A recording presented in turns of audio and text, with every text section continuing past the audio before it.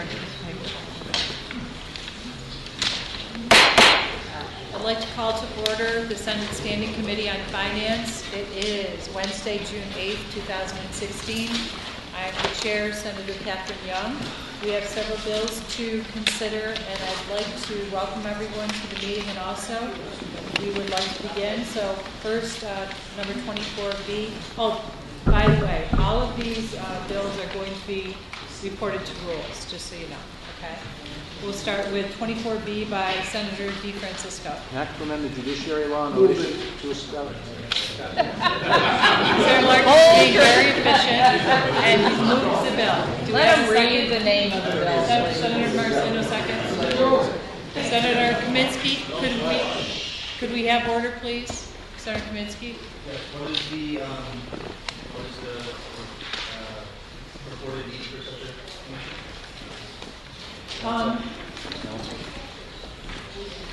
Yeah, Council, answer that. The need is, I guess that, we have one on judicial conduct, and the feeling is that this would be very similar to that, is my understanding. Let me jump in on this a little bit. Sure. We reported this out of the judiciary. It's modeled after the judiciary, the Judges Commission. And there was a public hearing today where victims of prosecutorial abuse came forward and told horror stories of how they went to jail because of the certain conduct of certain prosecutors. And and there is a perception across the country that a prosecutor is the most dangerous person in the world because they have the absolute discretion where they could indict an individual, an out-of-form prosecutor, where they can indict a ham sandwich. And we've been reading about nationally about the prosecution of political enemies.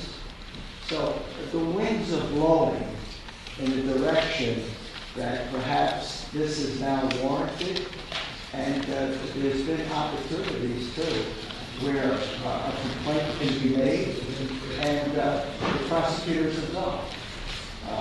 I have a concern with this bill that I brought up at the public hearing that I always treat prosecutors as good guys. And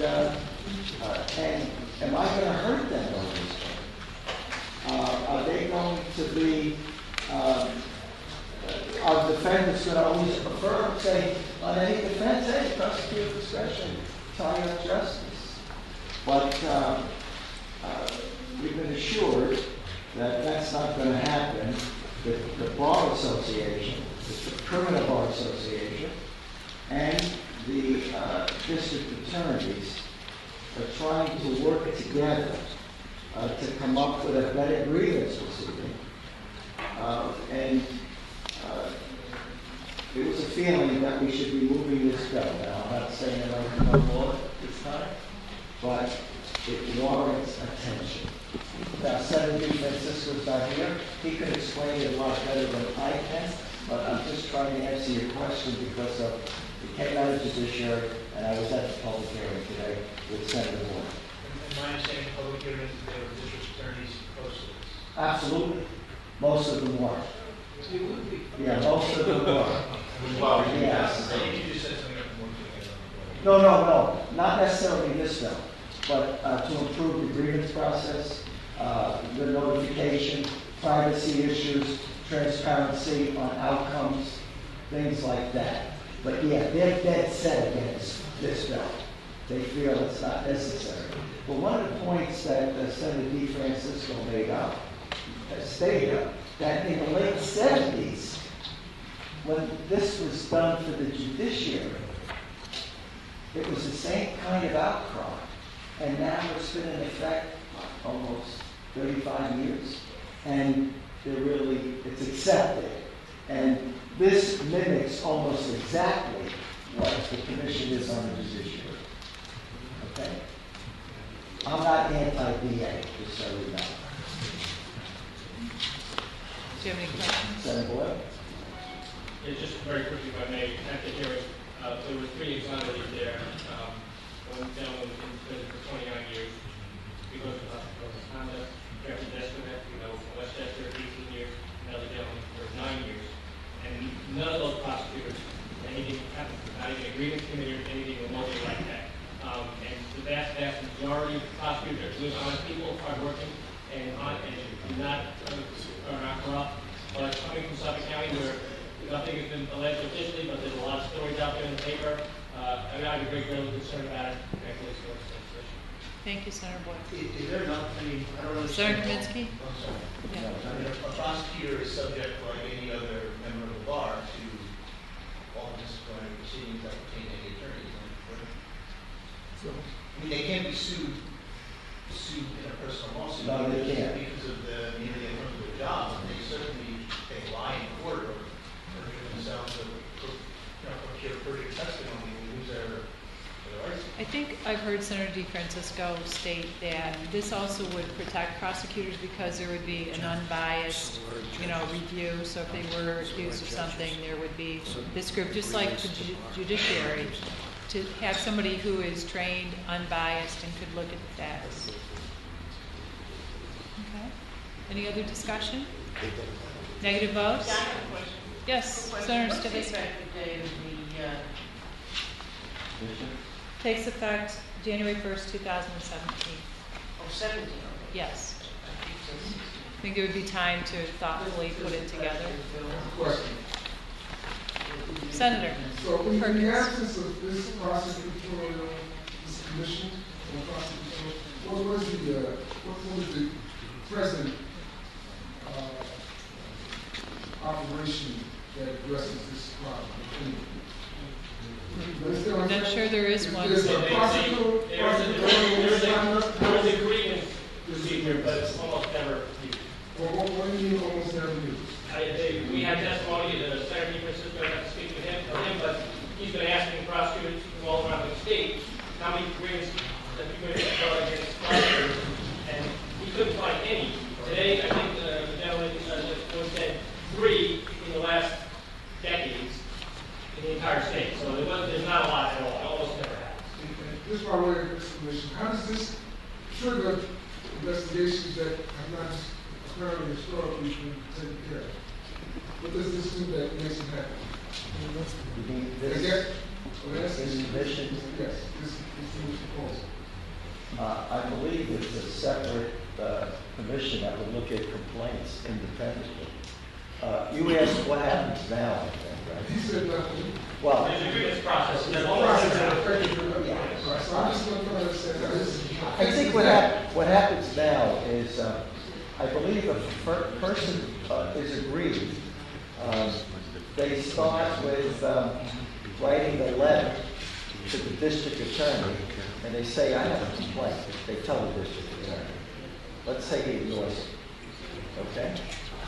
He then wants to kick it up higher to a grievance bar for attorneys that could cover any attorney, including a district attorney.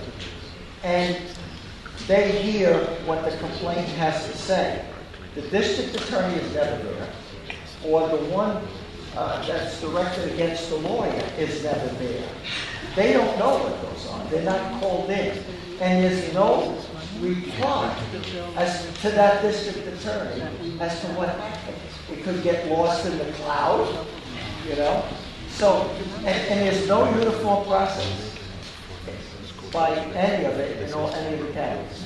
So I think Senator DeFrancisco is trying to streamline the process that applies to us, that applies to judges, and now it would apply to district attorneys.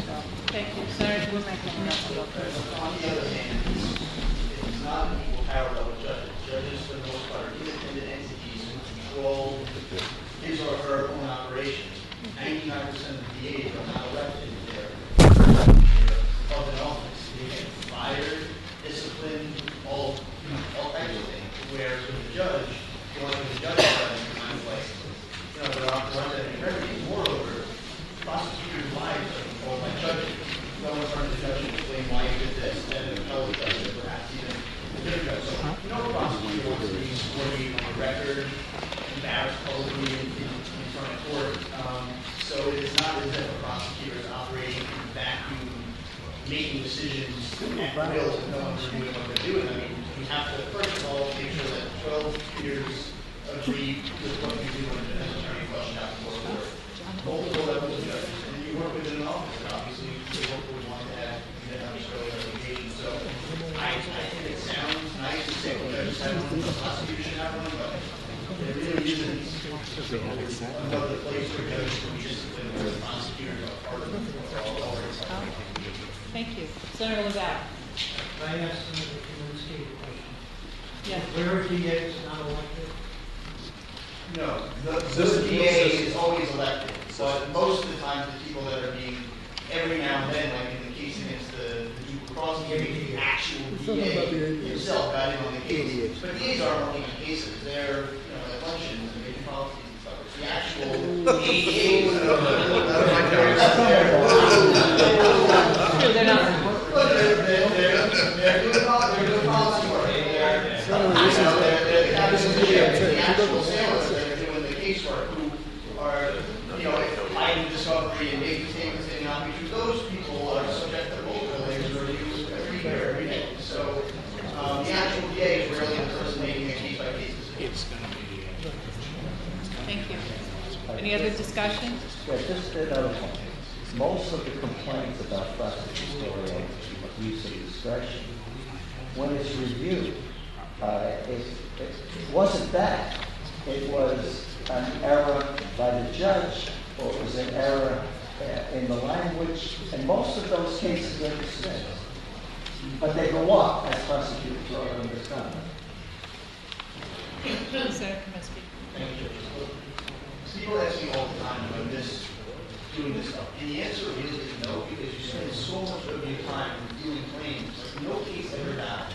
Guy goes to prison, 6 years later, you get a file like this high saying that you coerced testimony, that their attorney was improper, that the judge, one of the main cases I did, the accusation was that the judge busted in a jury room the day of the verdict. This was what Senator Spot said, and said, today you will come to a verdict. It turned out the judge's time card showed he was at home at the time. So this is what you spend your time doing. And now having another tribunal where you are going to spend, or some section of some office is going to be devoted to reviewing cases that appellate courts and appellate courts are looking at, I just think is the last thing that we want to be doing. So I'm not voting against. Okay, thank you. Any other negative votes? Okay, the bill is reported. Next, we have Senate Bill 1706A by Senator Golden. An act to amend the social services law in relation to investigation of illegally operating child daycare services. Second. Okay, Senator Larkin moves, Senator Branson Hopper seconds, negative, or discussion, excuse me. Yes, question. Senator Hassel-Thompson? Yeah, I'm not clear what the intent of this bill is. What does he mean illegally operating? He means without a license? What does that mean? A license. Without a license. In a home without a license, without the proper safety precautions, without the exits, without the concerns that would make a child safe in that business, paying taxes. Is that all of the above, or is it a checklist? I mean, License. That's within the license. yeah, all that's within the license, but I'm saying, how do you, Thank you. when a person goes to put their child in daycare, they see a sign in the neighborhood, daycare center. How do they know whether or not there is a license? When you walk in, there should be a license on the wall when you walk inside the door. You'll be able to tell. Even in home daycare, because they Home don't know. daycare is supposed to be licensed. There's certificate, There's certificates, that's a license. it's certificate, I've done this. Being licensed in that. Right. OCF is licensed, I'm sorry. New York State, OCF has licenses outside the city of New York, in counties around the city of New York, and licensed daycare providers, whether they be family daycare providers, the home ones, or the center-based ones, are required by prominently, not only their license, but their most recent certificate to show their inspection certificate, to show their safety, whether or not they've been inspected in safety standards. What we recently did, is here we did a report to show that there's a problem with unlicensed daycare providers out there, and parents not really knowing how. And one of the things that we found is their advertising, especially the goals in the bill, shows their advertising on the internet, and parents don't know anything. They respond to it and they go there. So this would have the Office of Children and Family Services routinely look at these listings and then verify that those were advertising on that license. And one of the ways we do it is require them to put their license number on the advertisement. Okay. Yes. Improvements to protect children in child care. Okay. All right. Any other discussion? Negative votes, bill is reported. Next, we have Senate 1883A by Senator Grifo. An act to amend the education law in relation to the registration and certification of pharmacy technicians. Motion approved. Senator Mazzolio moves, Senator Marcelino seconds. Any discussion? Negative votes, bill is reported.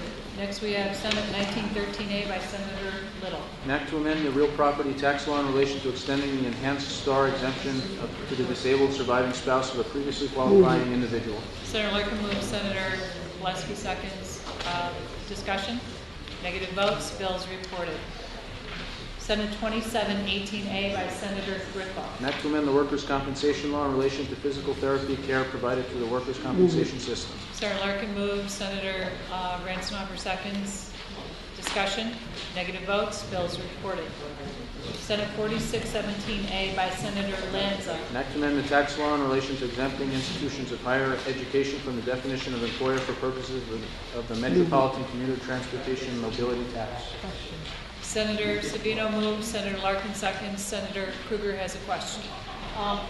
Would this be parallel to the law we already have for public K through 12 where the state reimburses the institutions for the cost or the state reimburses the MTA for the loss of revenue? The bill doesn't speak to reimbursing MTA. So there's so it's simply a loss to the MTA. What is the estimated cost of the bill? I don't have a total of the whole bill, but the portion just for community colleges and SUNY is about 4.2 million annually. But the bill describes any higher education and includes certificate, I guess. Yeah, like career education. And would it also include parochial K through 12? They're already exempt. They're already exempt, so it's any and all colleges and higher ed certificate programs Correct. in the 12 county area. But you don't know what the estimated cost is. But it's not a reimbursement. I'm correct that the other schools, it's a reimbursement from the state. They are exempt now. No, but they're exempt. But the MTA gets a reimbursement from the state. And in this bill, the MTA would not get a reimbursement.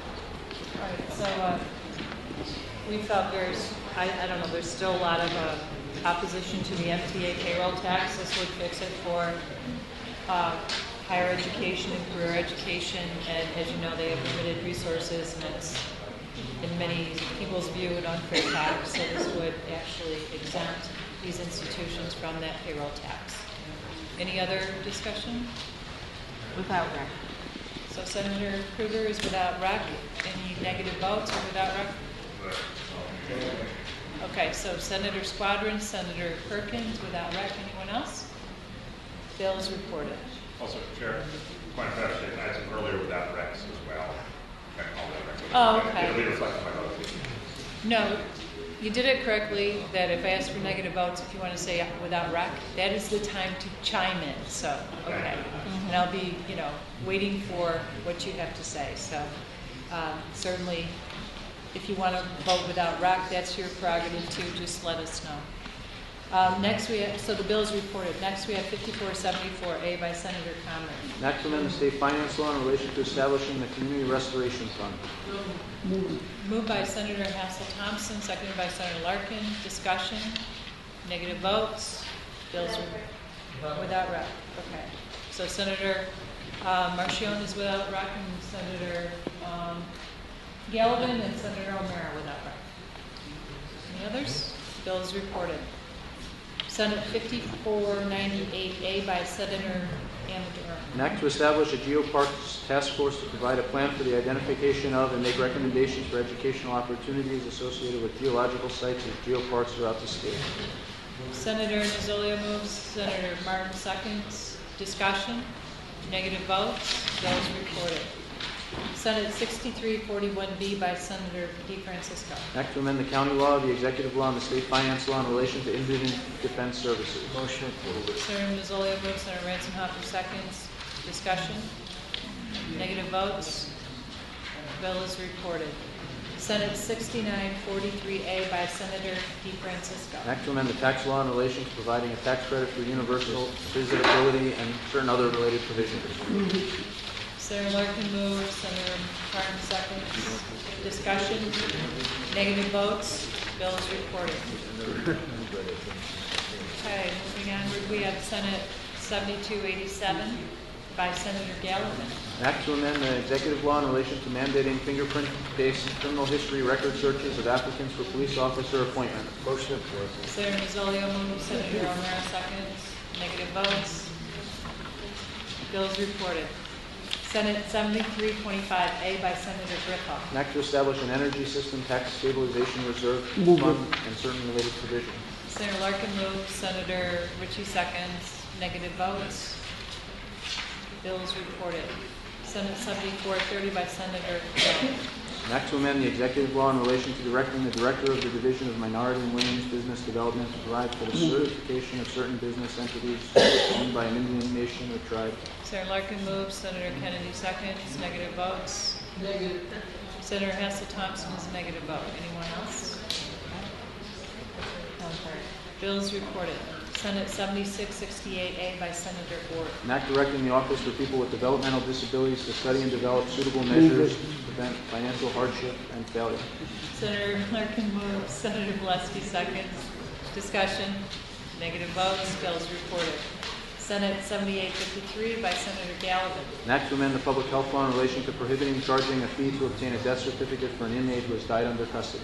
Senator Nozzolio moves, Senator Kennedy seconds. Negative votes? Bills reported. Senate 7860 by Senator Amador. An act to amend the public health law and the education law in relation to authorizing the use of opioid antagonists by public libraries. Senator Martins moves, Senator Ransom-Hopper seconds. Negative votes? Bills reported. And finally, we have Senate 7903 by Senator Little. An act to amend the private housing finance law in relation to establishing the New York State First Home Savings Program. Senator Larkin moves, Senator Marcelino seconds. Negative votes? Bills reported. So that concludes the meeting. Thank you very much. Now go to roll.